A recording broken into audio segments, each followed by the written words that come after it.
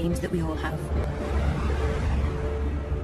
And then one night, everything changed. I came home to find that the man I loved, the father of our 2 boys, had taken his own life. Since that day, I've been learning what it means to lose someone you love to suicide, and why it's a very different kind of grief to any other. I'm going on a journey around Britain to meet people like me who faced a similar loss, and to try to break down some of the stigma and the fear that exists around suicide. Because if there's one thing I've learnt, above all else, it's that we have to talk about this. It's really important that we talk.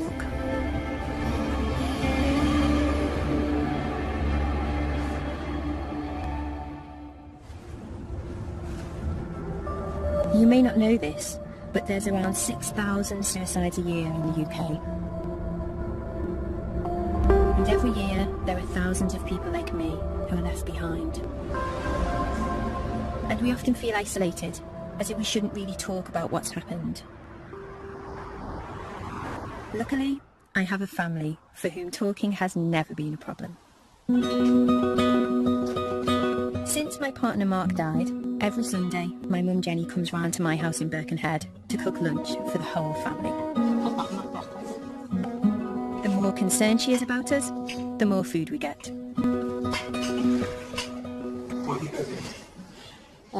Roast lamb, roast potatoes, creamed potatoes, new potatoes, carrots, cauliflower, broccoli, managed 2 types of peas, garden peas, mushy peas. So we'll go for the low carb option today. Oh, definitely.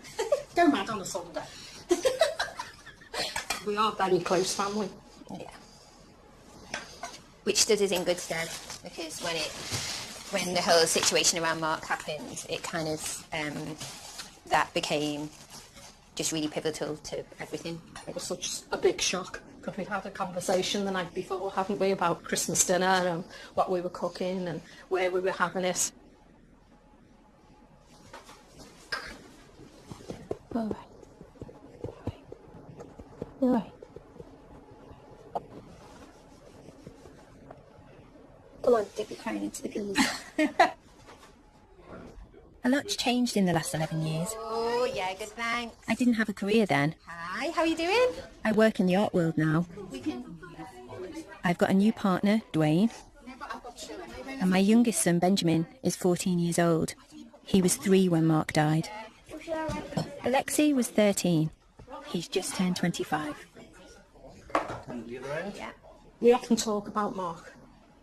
We want them to remember him positively and not just because of that one night.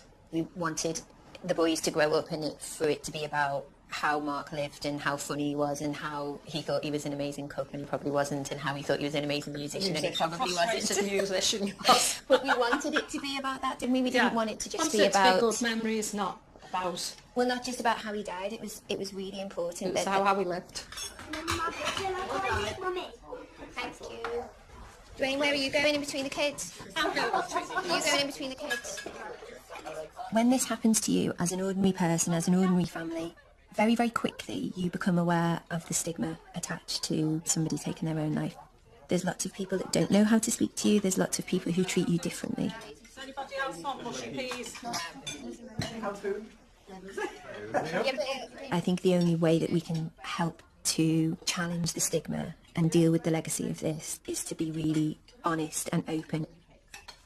And I'm kind of hoping that that's what me talking about my experiences is going to, in some very, very tiny way, help to achieve.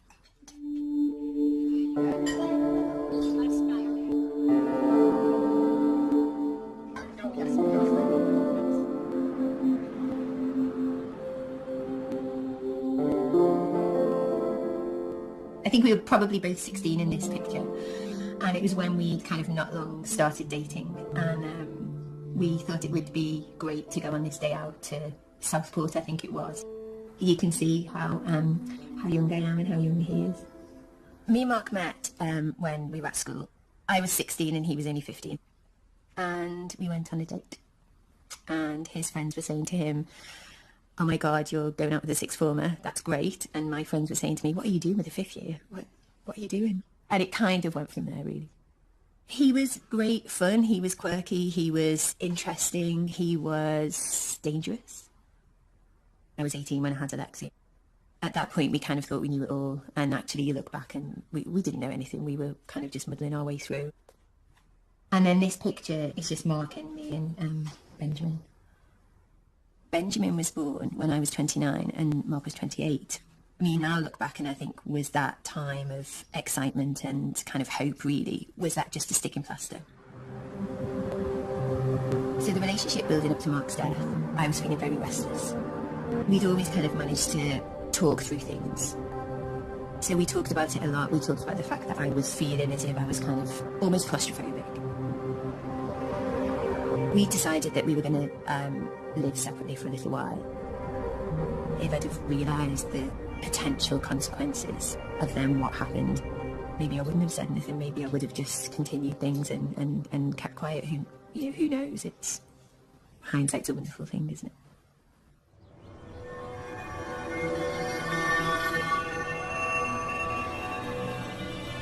This is the park that we used to come to a lot, and the house where where Mark's death occurred is actually just over the way there. I haven't been back here for years. It's mixed emotions, definitely.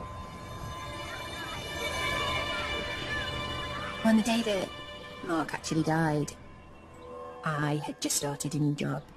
The boys went off to school, and Mark normally left just before me, but actually I left first that morning. In the afternoon, I got a call from Mark's work saying that he hadn't turned in. And it wasn't until 6 o'clock that I actually managed to get hold of him on the phone. And he said, "Remember that I love you. And look, I'm really, really sorry." And I thought that he was apologising for the fact that he hadn't gone to work. I collected the boys from my mum's house and drove home. I walked up the path, put the key in the door, opened the door, and then as I opened the door, I could just see his outline. And at that point I realised that in fact Mark had hung himself in the hallway. And behind me I could hear the boys laughing.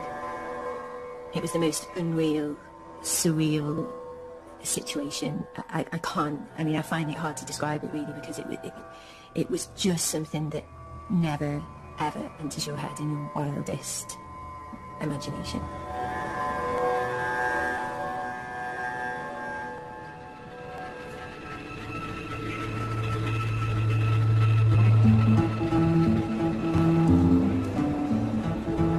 Mark's death was devastating for me, but as I've since discovered, it wasn't unusual. 4 out of every 5 people who take their own lives are male, and suicide is the biggest killer of men under 50 in Britain. But I didn't know any of that 11 years ago. I was just one of the many people left in shock, with very little guidance about where to go or who to talk to. It wasn't until about 9 months after Mark died that one morning I woke up and I felt very disorientated. I felt as if I didn't know if I wanted to sit down or stand up or eat or drink, or just felt very, very disorientated. Fortunately, I found a support group known as SOBS. At first, when I saw the acronym of Survivors of Bereavement by Suicide, I genuinely didn't know what to expect. I think for me, when I lost my son, and I look back now, and they were very dark days, and I was just desperate for help in how to deal with the feelings, the emotions, the unanswered questions. And I get loads of support. I've got wonderful friends and family. But sometimes I think, do they really understand us? Do people understand? Because I think that death by suicide is horrendous, and it's worse than any other kind of death, I think. Well, I used the word a few years ago, but a tsunami of grief hits you. Yeah. You think you're doing all right, you're having a normal day, and then wham. And Some of the people here have been coming to the support group for many years. Others, like Rebecca, are much more recently bereaved. I can't understand why my husband's left my children, and I see the pain in their faces. I don't know how you can write a letter to your children and then take your life. how old are they? At 14 and 18. How long has it been? 5 weeks. It's just very recent, isn't it? Yeah. I feel guilty in that I should have recognised that he was in that dark place. And I feel that partly responsible for not perhaps understanding when he was a bit low, but I never thought he'd ever do this. My son, there were no signs whatsoever. No. As a mum, you question yourself, like, have I been a bad parent? Have I, what have I done that's, made him do this? But there were no signs. It was just like that. I remember going to the group. Losing someone in this way is a very specific type of bereavement. We experience emotions that are very specific to suicide. And it doesn't follow a natural pattern. There's no book that is going to say to you, you're going to go through this process, your grief is going to follow this path, and this is what you're going to experience at this time. It's literally that you can feel different emotions from hour to hour, from minute to minute sometimes. It is different. And that didn't go for a little bit and you're all right, and then all of a sudden it smacks you again. What you're supposed to do is you stay in bed all day and just hope it's all going to go away. You feel like that? Because believe me, I do. And yesterday I thought to myself, what is the point? What is the point to all this? There's something about being bereaved by suicide and the fact that that person that you loved and that you knew, or you thought you knew, has taken their own life back by their own hand. Coming to terms with that can be very, very difficult and can be a very long road. If my husband had had a heart attack, been murdered, knocked off his bike, although it would have been desperate, I could perhaps, it was out of his hands. But it's the thought that morning he got up, he made me a cup of tea in bed, he had his breakfast, he washed his dishes, he emptied the dishwasher, he drove to work, and 3 hours later he was dead. And that's what I find very, very hard to understand. Grief is unbelievable. I can't tell you how painful the grief. It's like have you ever lost your wallet, or something happens and you get a shock, your heart stops. That's it, but it's constant. And I want the world to stop, but it's not. It's carrying on, and that's it's very, very, very, very strange.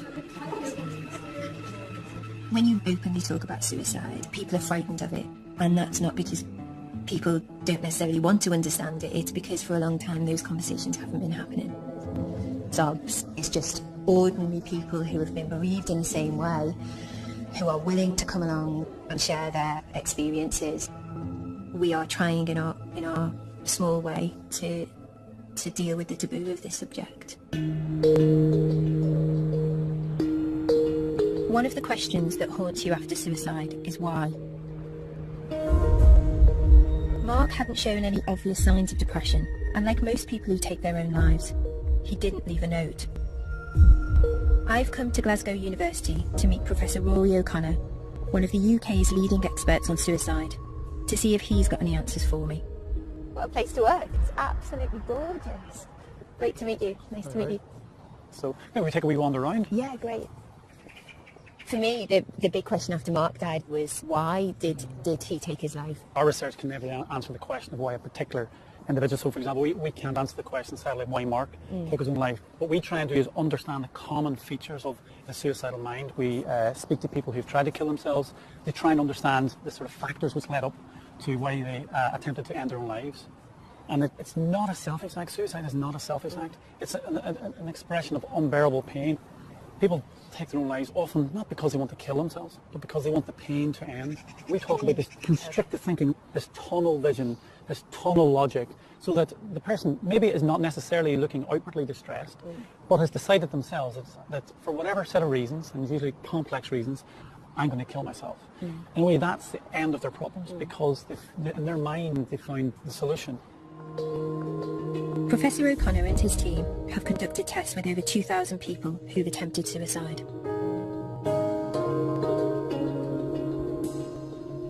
I'm going to play it gradually harder, and I'd like you to say stop when it first feels uncomfortable. Let's just take it for a second, Karen. So this is a pressure meter, or an algometer.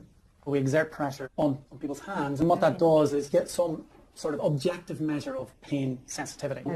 Because what we think might be going on is that people who attempt suicide have a higher pain threshold. They can put up with more physical pain than the average person. Yeah, so this is a measure of pain tolerance. Okay. Stop when you feel it's becoming too uncomfortable to continue. Stop.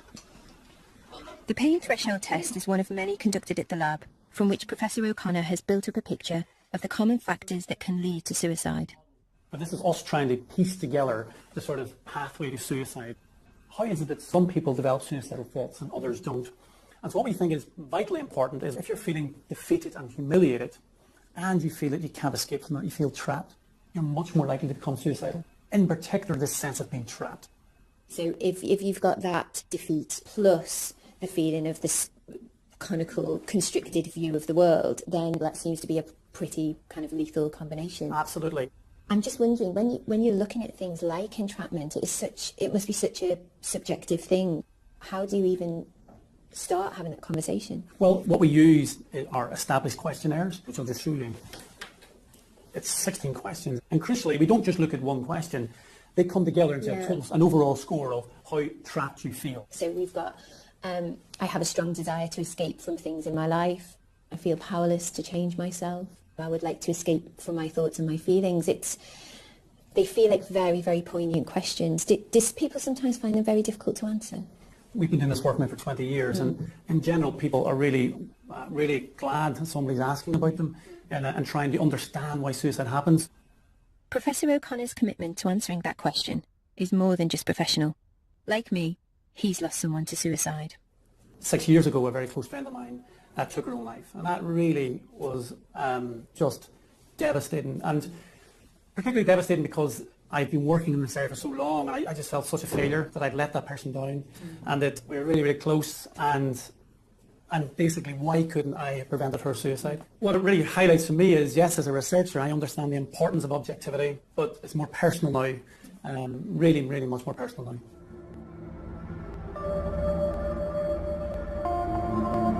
When Rory described how in the suicidal mind, that constriction of the worldview and how problems that you or I may consider as small may be magnified within that constricted view and may seem insurmountable. I could just kind of feel myself really, really relating to that and just wondering whether that was how Mark's view of the world had changed.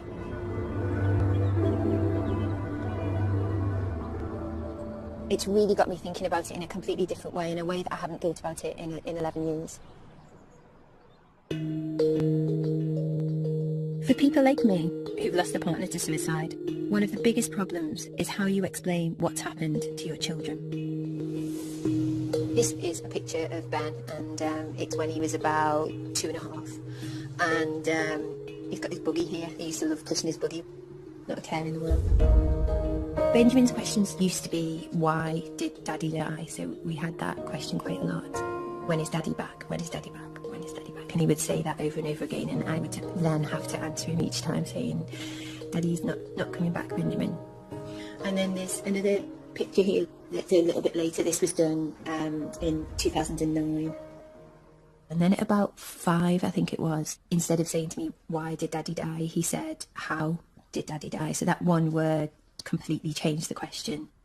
So I said to him, do you know when Mummy tells you that you can't tie a scarf around your neck tight? Why do I tell you that? And he said, because it'll stop me breathing. And I said, well, Daddy knew that if he tied something very, very, very, very tight, that it would stop him breathing and he would go to heaven. So that's what happened to Daddy. And he said, okay. I just remember that moment. It took me a few minutes to get myself together and be able to actually look at him. My fear for the boys was that although I always wanted to talk very openly about their father with them, I also didn't want it to become an option for them. So it continues to be a very, very fine line between having the conversation that I feel very strongly should happen, and yet not having the conversation to the point where it becomes so normalised that it becomes like an okay thing to consider.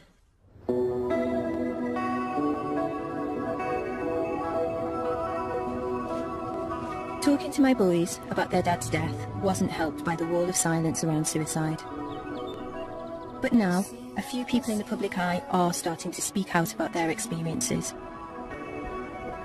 I've come to West London to meet the actor David Robb, who plays Dr. Clarkson in the TV series Downton Abbey. 18 months ago, his wife, the actress Bryony McRoberts, having struggled with anorexia, took her own life at a local tube station. Hello. Hello. Come in. Can I interest you in a tea or a coffee? I would love a cup of tea, please. Right. That'd be great. Come Thank through to the you. kitchen. Thank you. That's great. Thank you very much. Should we come through? Yes, please. Yeah. I'll follow you. I don't know. I'm on your turf. These are sort of, well, random photos. So, this is Brownie, about 5-6 years ago. Pretty lady. Absolutely beautiful. So she's about 50ish then. Wow. She doesn't look anywhere No. near 50. And that's the play that we met in. Betsy. So there she is, 18, me 28. We had this love scene. And did it just last a bit longer each night? It or? sort of did, yeah. She had to That's grow up in it. In the amazing. last act, she had her hair up. I always remember. And I used to have to stand behind her, walking on stage at one point. And I loved the back of her ears. I can remember quite clearly sort of falling in love with the back of her hair. Really? A long time ago, 1975. How long is it since your husband died? It's a little while now. It's 11 years. You found Mark, didn't you? Yeah, I did, yeah. I can't imagine the level of shock that must have involved. I had the opposite. Bryony left the house before I came down in the morning and didn't come back. And then the police turned up. Really? At about 4 o'clock in the afternoon, because she had my Oyster card, my ticket thing, and I was advised by the police and the coroner not to see her body. So I never saw her. She just walked out of my life. So it's as if she's been erased in a nuclear explosion.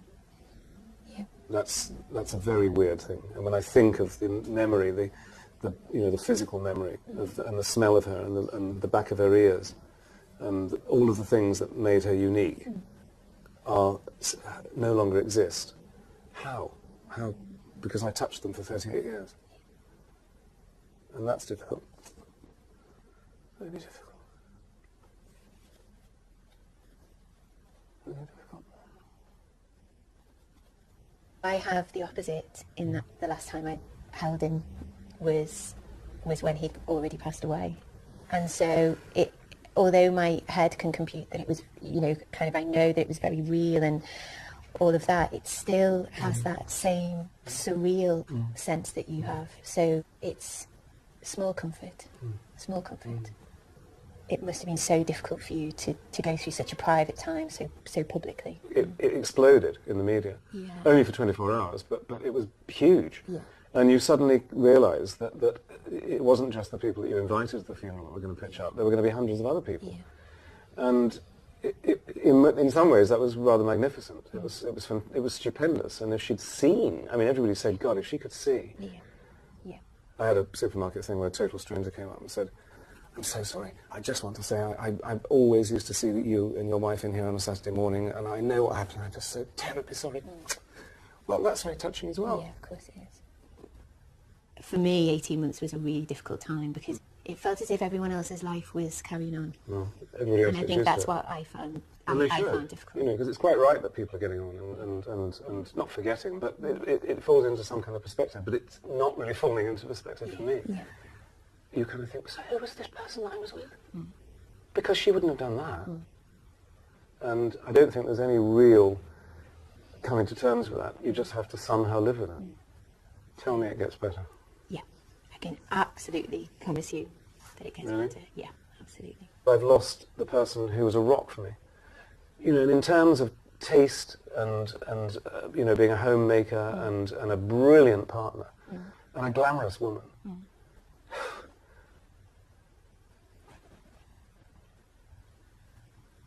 Okay.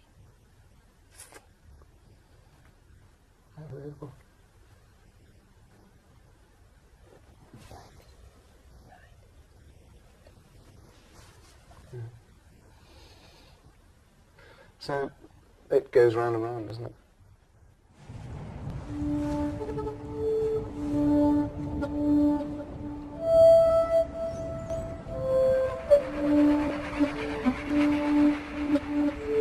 Meeting David has taken me right back to where I was 18 months after Mark's death, when I was still lost in the sense of utter disbelief that the person I thought I knew could take their own life. It makes you feel as though you'll never be able to fully trust anyone or anything ever again. When you're in that place, it feels impossible that you can ever rebuild your life. But my experience is that you can, if you can talk about it.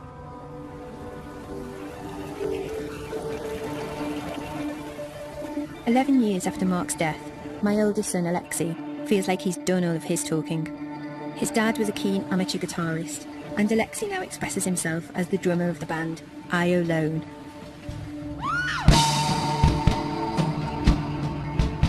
His brother Benjamin and I, of course, are his biggest fans.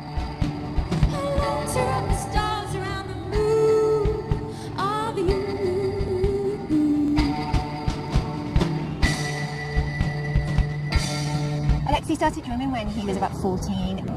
I don't know whether some of it was because he'd not long lost his dad, or whether it was just something that would have happened naturally anyway. But now he's been drumming for 10 years, and you can tell he loves it. As a parent, you kind of live for those moments where you see your child just completely absorbed in what they're doing and just completely enjoying what they're doing. And you get a real sense of that when you see Alexei drum.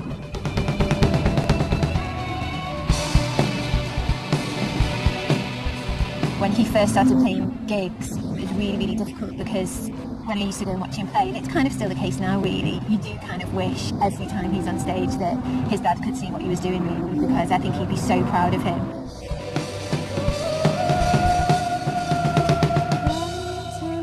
Nights like tonight, he would have loved this.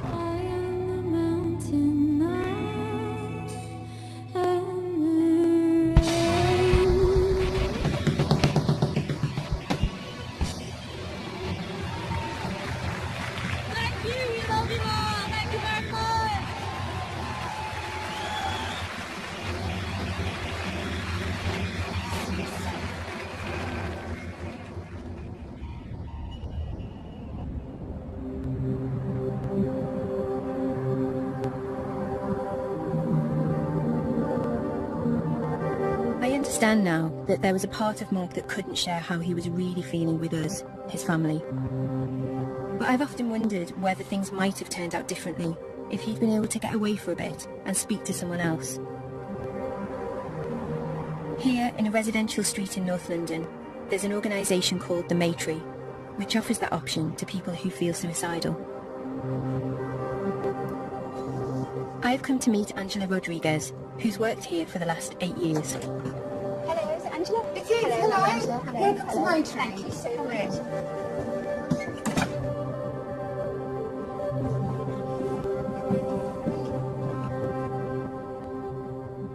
So, Angela, when people come here, what are they coming here for? Because it's quite a special place, isn't it? It is. A lot of our callers will have been Googling ways to kill themselves. Really? Yeah. We pop up at the top of the page and then they see Matry and they'll have a read and they then have a think about it, then they'll call us. And is Matry a one-off? Or is it, are there other Matrys around the country, No. or is this the only one? No, this is the only one so far. What we do, we offer a safe space. We work with suicide. This is where you can come in and be honest without that fear of feeling judged or upsetting anyone.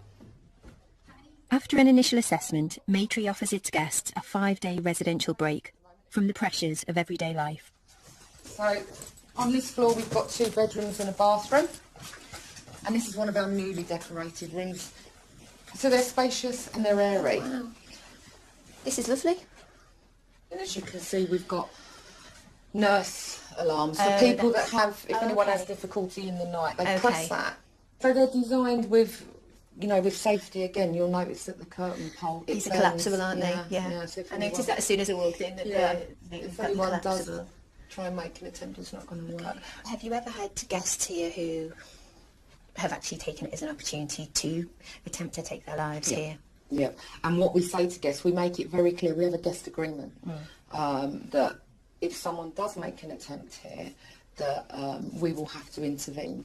The most important part, if that happens, is being with them and trying to hold on to our relationship with them, and not to just hand it over to someone and walk away. We won't do that. We'll be with them, we'll stay with them at the hospital. Okay. And hopefully, depending how bad it would ever be, if they're able to come back and finish their stay, they come back. The May Tree was set up 20 years ago by 2 former Samaritans who wanted to offer a refuge to people who felt isolated by their suicidal feelings. I mean, the stigma around suicide, I mean, I felt it as a bereaved person. Is it something that you feel, or that you think that the guests feel? Oh, absolutely. We need to be talking about suicide. We live in a society that's scared to talk about death, let alone suicide. We need to be able to be open and talk about it without that fear of being judged. That is so important. We need to use the word. Stop hiding from it. Stop hiding from it. Let's talk about it. And that's the key, talking. How did you first come across May Tree? Was it in a working capacity, or was it in a different? No, I'd actually had made several attempts myself. I'd been through the mental health system. I'd been in psychiatric units. And I struggled to find a reason to live. I mean, I couldn't even leave the house. I couldn't even take my children to school. How many children did you have then? I had three daughters, who were small. I suppose we're on opposite sides of the fence, because I have wanted and thought about how Mark must have felt just before he took his life. That's been a major part of my bereavement and my grief, really, is trying desperately to understand how it feels to be in that place where you really are convinced at 100% that your children will be better off without you. I remember kissing my children. Good night.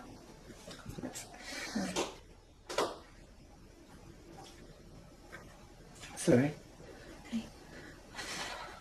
And just thinking that they would be better off. That they would not have to watch their mother. Not cope. You are in a box, whichever way you turn. It's just blackness all around you. It's almost like being in, I remember times thinking, no, come on, there must be a way. And it's like being in treacle. You cannot move, you're rooted, and the world's just whizzing past you. You can't see. And that's what's so important here, because for someone that's walking through this door that is suicidal, at that point, they may never have had contact with someone else that is suicidal. So when you see guests sitting down and talking, that also enables them to see that, wow, and it's not just me, other people do suffer. And around this table, the conversation, it can just happen. It's very organic, it's very natural. It's just been wonderful to see this today, because you're doing amazing things here. Thank you.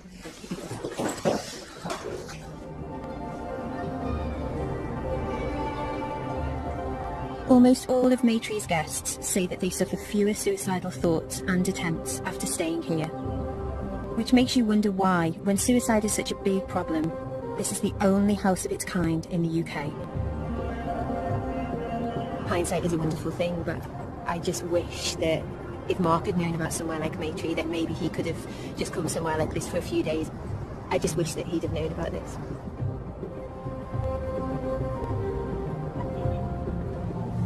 If the stigma around suicide can make it difficult for adults to talk about it, imagine what it's like being a child. When Mark died, my boys, Alexi and Ben, lost one parent and were left with me, the other, completely traumatised. While I did my best to let them know that they could always talk about what had happened to us, I'm interested in how other families deal with suicide, and I've come to meet the Ebdons, who live in rural Somerset. Somewhere like that. Farmer Simon Ebdon lost his wife Dominique to suicide 5 years ago, leaving him to bring up their 5 daughters on his own. 3 years ago, he met his new partner, Vicky. Where's your cassette? Here we are. I know. There we are. There's yours then. Do we need a bigger tree? Yeah. To fit it all on? They've kindly invited me to their home a few days before Christmas. Hello, hello. It's nice to meet you. Come through, and then you can meet the family. So, hi, girls. Hello. So this is Rosie. Hello, Rosie. Nice to meet you. This is Molly. Hello, Molly. And that is Izzy. Izzy. And there's Charlotte. Great to meet you. You're Em, aren't you? Just spotted all your pictures. They're gorgeous. Yeah. Vicky came to live with the Ebdon girls 2 years after the death of their mum, Dominique. When you first became part of the family, you weren't just dealing with Simon's grief, you were dealing with the 5 girls as well, and the baby was a baby. There were days when, you know, Mum's name would be mentioned and they would get upset, and Simon he would cry all the time, and the girls they just couldn't bear it. So it stopped them from crying. So they were too scared to cry because it makes Simon cry, and then it was just a vicious circle. I've come from a family where we do a lot of talking. I think it's important if you have something inside you that you let it out.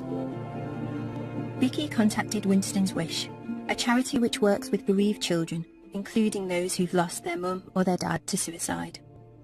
So when you went to Winston's Wish, tell me about that. They talked to us and told us about like the camp that the weekend we went, and then we went to it, and it was really fun because it wasn't actually much talking. It was, but they tried not to make it upsetting. Yeah. We like had on the first day we did loads of activities like archery and we were in like groups. Each of us were in a different group. We did all the games first, so I think it was like a trust building thing. Yeah. And we all sort of like learned a lot about each other. Yeah. It sounds like stupid stuff, but No, but it doesn't matter. But you got to know each other first as kind of people. It was good because you realise that you're really not the only one. Yeah. Okay. Like, even though they say that you're not, like, you don't really know anyone. But then you go there and everyone's in the exact same boat. You struggled, Shah, didn't you? You found it really upsetting. You didn't like it. No. No. Still doesn't like it. Still doesn't like talking to me. Tell me why. I just don't think I want to. Okay. It's not that I don't want to. I don't mind talking about it. It's okay. It's just, it's upsetting. Yeah. This is Dominic. Let's have a look at this one. This is your one. Is this This the is one that on you? holiday. This is the one that you. Do you have this one in your bedroom? Yeah. My boys have pictures of their dad in their bedroom too. This is quite a nice natural photo, Yeah. which we only found a few days ago. Dominic, who was my best friend, person I loved, she was everything. Fantastic mother, you know. You never think she would do anything like that, you know. But obviously she was in a bad place, you know, and was just, well, couldn't take it any longer.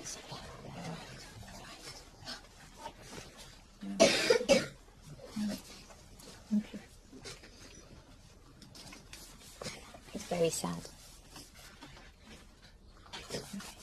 There are days when it's actually really difficult, but they are coming through it, and maybe they won't ever get over it. I don't think you can't get over something like that, but you can adjust and you can learn to live and live alongside what's happened, and that's kind of what I wanted for them.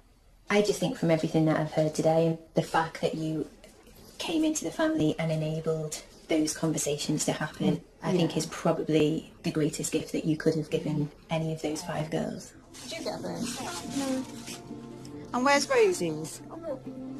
Lovely. But It all looks beautiful, doesn't it? Yeah. That's all right though, Anne. Can you bring us back to you?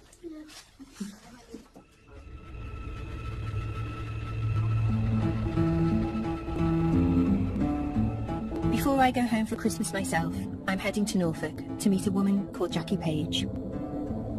I think going to see Jackie today is going to be really difficult out of all of the people that we've met. Jackie has had to deal with one of the most tragic aspects of suicide, that those left behind are sometimes at risk themselves. 24 years ago, her husband Rod took his own life. 7 years ago, her son Simon did the same. Today is going to be me facing my worst fears, really. So it's going to be a tricky one, I think.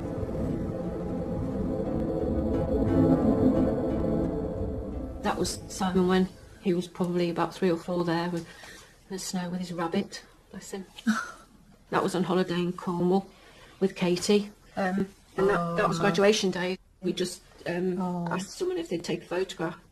That was 2001, so it was 6 years later, almost to the day that he died. Yeah. Wow. You lost your husband Rod. He took his own life In 1990. In 1990. It was very, very hard when he died. I was left with 2 small children, an 8-year-old and a 10-year-old. Simon asked me a lot of questions about how Rod died, but those were questions that he asked me a lot when he was much older, I would say when he was only probably his early 20s. And I've regretted at times actually telling him, because, you know, he said, how did Dad die, Mum? And obviously he'd hung himself. And I think, was I too open? Did I, you know? But as a parent, I've always been honest with them and open in that way. He went down to London. He wanted to go into finance. And then his troubles began, really. He'd ring me virtually every day. He'd got anxiety and stress with the job, and he started to become ill. But anyway, he came home, and even though he was so ill, we had 6 amazing months, really. And I'm grateful that I had those 6 months with him. The day that Simon died, I came home, I walked in the house, and his boots were by the door, and I sort of, the light was on at the bottom of the stairs, and I just, he was there and at the top of the stairs.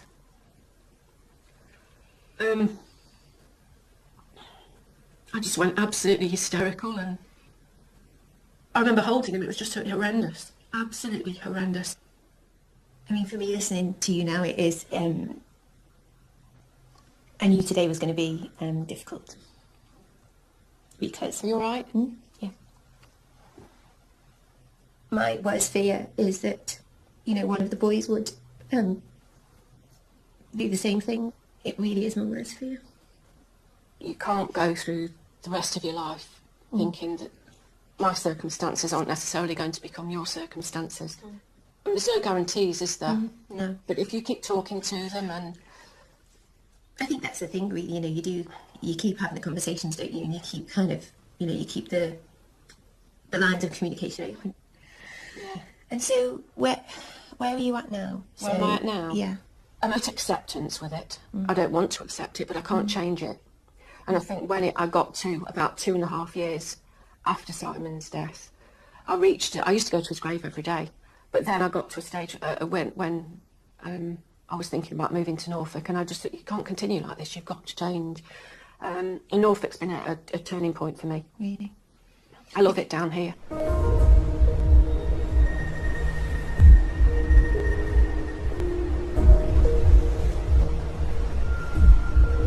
Since moving to the Norfolk coast, Jackie has started a new career and set up a support group for others who've lost people they love to suicide. What did you hope to gain by moving here, Jackie? Peace of mind, I think. Time for myself, some reflection time. It's been a turning point, really. I love the place. I'm home now. Yeah. I mean, it's so beautiful here, I can definitely see why. And I mean, life isn't wonderful all the time, is it? Nobody's is, but everything since I've been here has gone right. For me personally, it's been a healer, really. Yeah.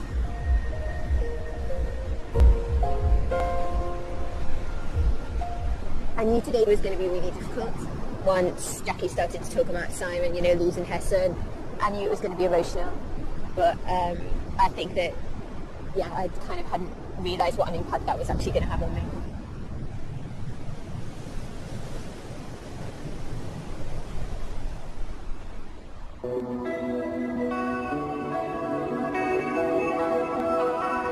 Before going home to see my boys, there's someone I'm keen to catch up with. I've been thinking a lot about Rebecca, who I met at the Liverpool support group. It's only 10 weeks since her husband Andy died. After any suspected suicide, there has to be a public inquest, and the one into Andy's death took place yesterday, just before Christmas. That's in Turkey just before he died, actually, about a month before. And then that's one of us at a charity ball a few years ago. You look amazing. Oh, well, yeah. Absolutely amazing. Have the hair done. That's the one with sugar, yeah. Okay. It's so lovely to see you again after I met you in the support group. And yesterday was the inquest. A particularly difficult day. I was a little bit disappointed that it went ahead with it only being 3 days before Christmas. Yeah. I asked if it would be postponed because the children are on holiday from school. They're not little, but even so, you have to consider them, don't you? Yeah. And did it last for a long time, the session? How long were you? Gosh, it must have only been about 30 minutes, if that. It just felt as though we were dealing with, I don't know, a parking ticket or a shoplifting offence or something.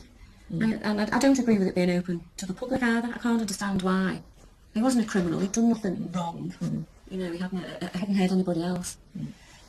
But yes, it's such a private thing that becomes so public, and you have no control over. Yeah, that's right. So did they go through the events of the day? They went through obviously the date and the time he was found, who found him, who identified him, and then they went into the cause of death. But they went, and that really upset me, and I burst into tears because they went into detail about the rope around his neck. Apparently he died very quickly. So I was comforted in a little way that he died quickly, but I don't think I needed to know the full details. And then the verdict was suicide, and my husband was depressed. Okay. And that was it, basically. He honestly didn't realise all the impact of what he did. And the after effects. And he wouldn't have wanted to leave me, I don't think, with all of this to deal with. But he has. He was in a dark place and, you know, couldn't take any more. How did you feel? Did you feel I feel let a bit down? angry and let down. Yeah, I do. He's died and I'm now left with a lot of things he couldn't cope with on my own. So, yes, he's out of pain, but my pain started now. Yeah. So what? Yeah. It really, really is.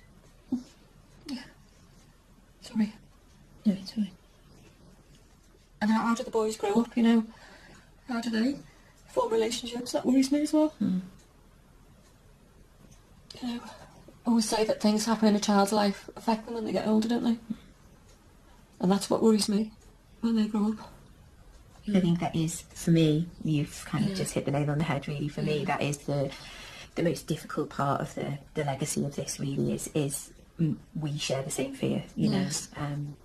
I mean, I have to say, Rebecca, you strike me as somebody who is just incredibly strong. I mean, the fact that we're sitting here having a conversation today and it's the day after the inquest and it's only 10 weeks since you lost your husband. And the GP wants me to go in on the 5th of January with a 5-year plan. I don't quite know what the 5-year plan's going to be, because I can't think about what my next 5-minute plan is, never mind 5 years. A 5-year plan? A 5-year plan. Oh God, I don't think I could even do that now, let alone 3 months after Mark died.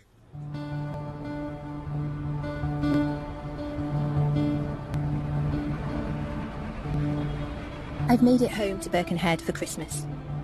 And while I'm still convinced that honesty and openness are the best way to deal with losing someone you love to suicide, when it comes to your own kids, you never stop worrying. I've been speaking to lots of different people and some of it's been quite upsetting. And it kind of just got me thinking about whether the fact that we'd always been really honest with each other and we'd always been able to talk about it. Well, whether you felt actually we had always been able to talk about it. We have, I think. But yeah, on the whole, I think I've come to terms with it quite well. Yeah. Do you think you'll always have questions? No, I think I've asked all my questions. But again, I will ask the same questions because I forget the answers. You know what worries me about the way that Dad died, and it worries me that if you were ever feeling, you know, you kind of were struggling with anything, and I always say to you, don't I, that talk to you about it. Yeah.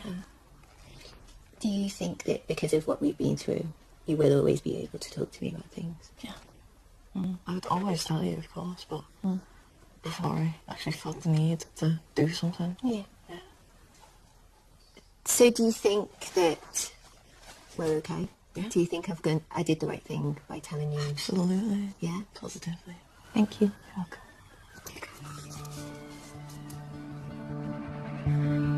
We're not having Sunday lunch this week because it's Christmas, but my mum's organised a Christmas Eve tea. We've got some of Mrs. Bishton's delightful caramel cupcakes. And as usual, there's enough to feed an army. Ham, cranberry stuffing on plain ham and tomato and some plain turkey. There you go. Mark's death was the worst thing that's ever happened to us as a family. But 11 years on, like Benjamin, I think we're doing okay.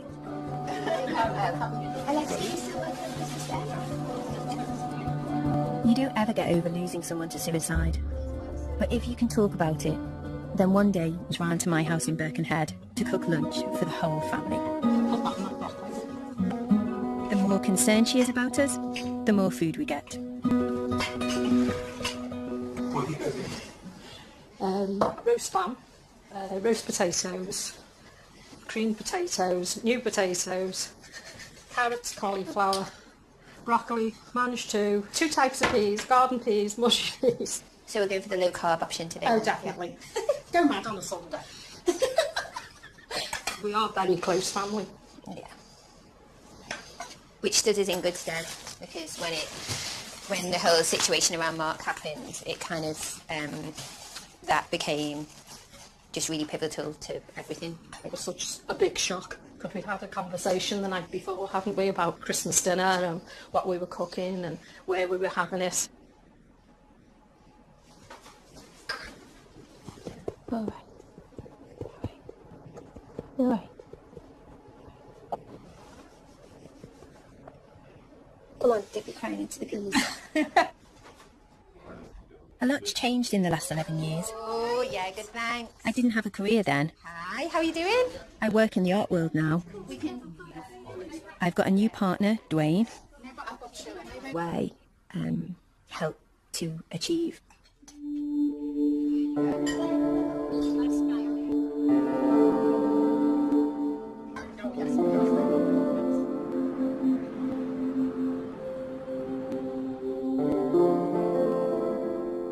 I think we were probably both 16 in this picture, and it was when we kind of not long started dating, and we thought it would be great to go on this day out to Southport, I think it was. You can see how young I am and how young he is. Me and Mark met when we were at school. I was 16 and he was only 15, and we went on a date, and his friends were saying to him, "Oh my God, you're going out with a sixth former, that's great." And my friends were saying to me, "What are you doing with a fifth year? What are you doing?" And it kind of went from there, really. He was great fun, he was quirky, he was interesting, he was dangerous. I was 18 when I had Alexi. At that point, we kind of thought we knew it all, and actually you look back and we didn't know anything, we were kind of just muddling our way through. And then this picture is just Mark and me and Benjamin. Benjamin was born when I was 29 and Mark was 28. I mean, now I look back and I think, was that time of excitement and kind of hope, really? Was that just a sticking plaster? And my youngest son, Benjamin, is 14 years old. He was 3 when Mark died. Alexi was 13. He's just turned 25. Yeah. We often talk about Mark. We want them to remember him positively and not just because of that one night. We wanted the boys to grow up and for it to be about how Mark lived and how funny he was and how he thought he was an amazing cook and he probably wasn't, and how he thought he was an amazing musician and he probably wasn't. Musician he was. But we wanted it to be about that, didn't we? We didn't want it to just be about... good memories, not about... Well, not just about how he died, it was really important. It was how he lived. Thank you. Dwayne, where are you going in between the kids? Are you going in between the kids? When this happens to you as an ordinary person, as an ordinary family, very, very quickly you become aware of the stigma attached to somebody taking their own life. There's lots of people that don't know how to speak to you, there's lots of people who treat you differently. Does anybody else want mushy peas? I think the only way that we can help to challenge the stigma and deal with the legacy of this is to be really honest and open. And I'm kind of hoping that that's what me talking about my experiences is going to, in some very, very tiny... So the relationship building up to Mark's death, I was feeling very restless. We'd always kind of managed to talk through things. So we talked about it a lot. We talked about the fact that I was feeling as if I was kind of almost claustrophobic. We decided that we were going to live separately for a little while. If I'd have realised the potential consequences of then what happened, maybe I wouldn't have said anything. Maybe I would have just continued things and kept quiet. Who knows? It's hindsight's a wonderful thing, isn't it?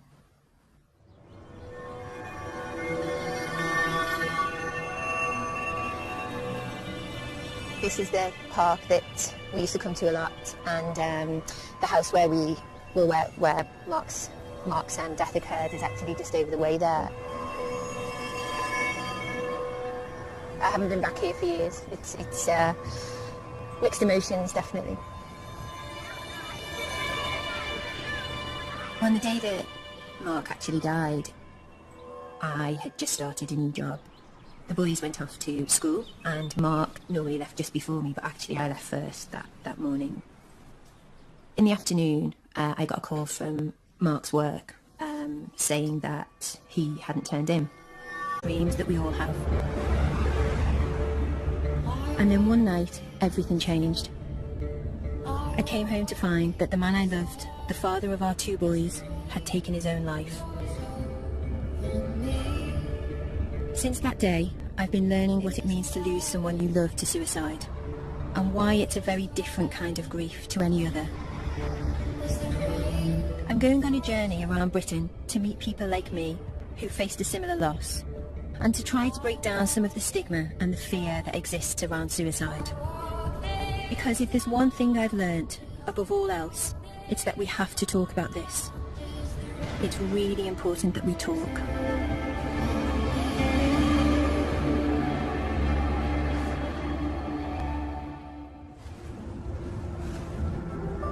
You may not know this, but there's around 6,000 suicides a year in the UK. And every year, there are thousands of people like me who are left behind. And we often feel isolated, as if we shouldn't really talk about what's happened. Luckily, I have a family for whom talking has never been a problem. Since my partner Mark died, every Sunday, my mum Jenny comes